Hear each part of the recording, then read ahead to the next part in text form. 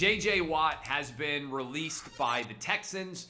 His tenure there is over. He has one of the best defensive end resumes in the history of the NFL, unquestionably a first ballot Hall of Famer. So, question for everybody out there, where do you think that J.J. Watt is going to end up? You can dive into the comments, Facebook, Twitter, YouTube. Let me know where you think J.J. Watt is going to end up. I've got two possibilities.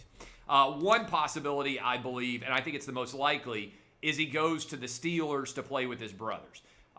Dupree, I believe, is scheduled to be a free agent.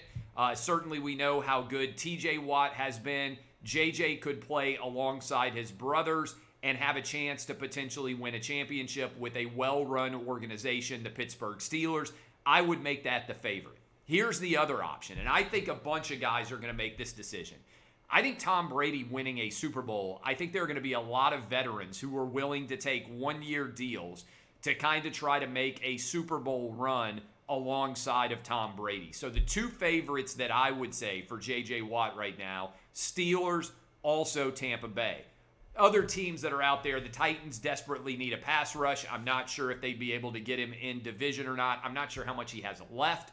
But what I do know is this is the time where stupid people make stupid comments on social media when J.J. Watt is released, such as Pro Football Talk's Mike Florio, who immediately tried to make this a race issue and said J.J. Watt gets released when he asked for his release, but Deshaun Watson doesn't get traded.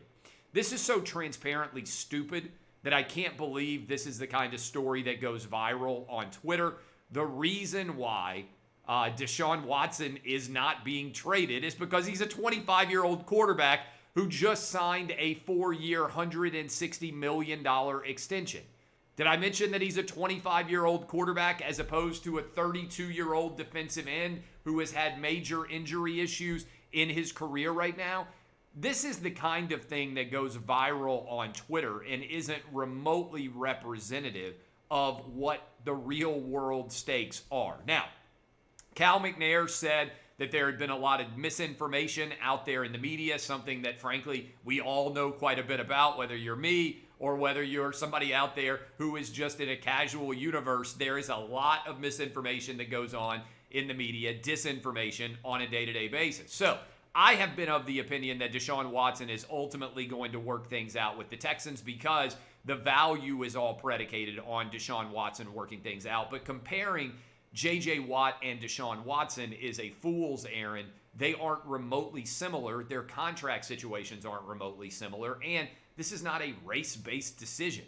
This is a decision because J.J. Watt was old and scheduled to count $19 million against the salary cap. The Texans could have maybe traded him for a 5th or 6th round pick, but instead, they decided to honor the effort and intensity with which he has played for the Houston Texans throughout his career and let him make the decision about where he is going to go play next. So I think this is actually a good move by the Texans.